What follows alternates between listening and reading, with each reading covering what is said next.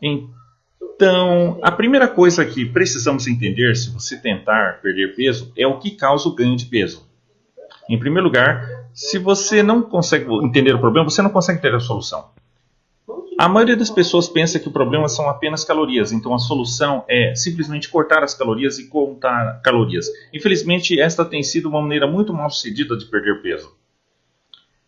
Acima de 90% das pessoas que fazem isso não perdem peso. E a razão é que nossos corpos, na verdade, não respondem às calorias.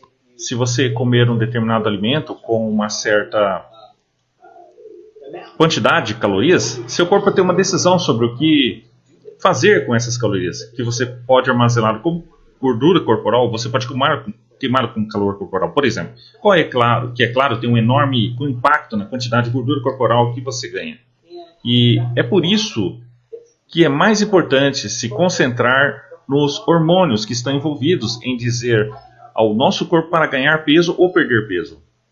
O principal hormônio sobre o qual falamos é a insulina.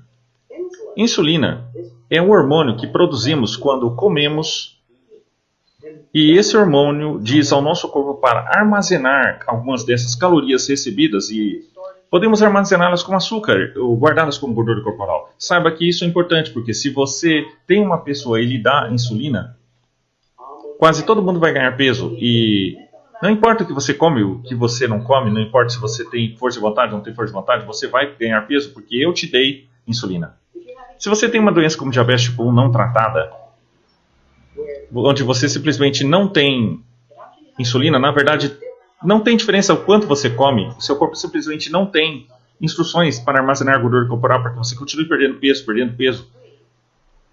E se você não receber insulina, então você morrerá. Então o importante não são as calorias, mas instruções sobre o que fazer com essas calorias.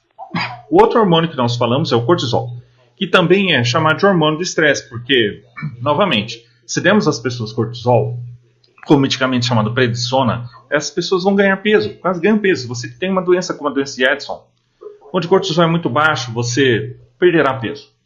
Então, para ficar de olho na bola, você sempre tem que pensar nos hormônios. Você está dizendo ao seu corpo para perder essa gordura corporal. Ou você está dizendo ao seu corpo para ganhar gordura corporal, porque se você está comendo esses alimentos que causam grande aumento de insulina, e são instruções para o seu corpo ganhar gordura corporal. No meu site usamos uma abordagem que tem 3 pilares de conhecimento de perda de peso, ambiente ou sistemas e emoções, que a maioria das pessoas pensa que só precisam entender a dieta certa.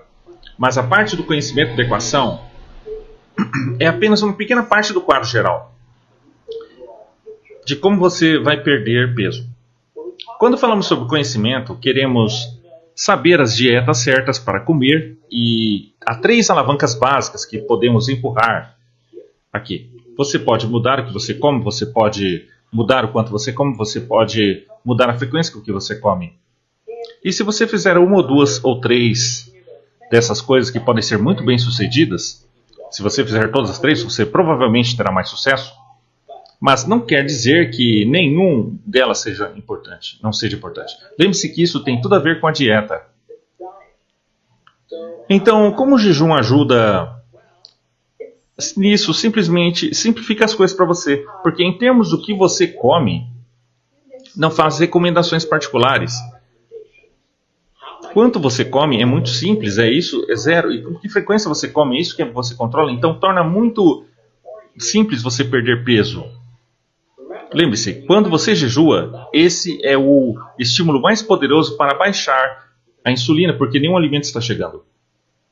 Mas em termos de conhecimento, essa não é toda a história, porque não se trata apenas de insulina, é também de cortisol. Então, também há fatores não dietéticos que você deve considerar que podem estar prejudicando sua perda de peso. Por exemplo, se você não está dormindo o suficiente, você vai ter um problema, porque você vai estar sob estresse, que vai subir seu cortisol, subir. Se você estiver sob estresse constante, por exemplo, isso também vai causar você para ganhar peso, e talvez isso faça você estressar, comer e assim por diante. E lidar com isso é completamente diferente, porque esses são fatores não dietéticos. Então, lidar com estresse, você pode fazer coisas como conversar com um amigo, você pode fazer coisas como meditação, você pode fazer coisas como yoga, fazer uma massagem, tomar um banho quente, dar um passeio. Essas são formas muito eficazes de lidar com o estresse. Dormir o suficiente é outra maneira muito eficaz de cuidar desses fatores. E você não vai entender que você não entendeu que tudo é sobre os hormônios.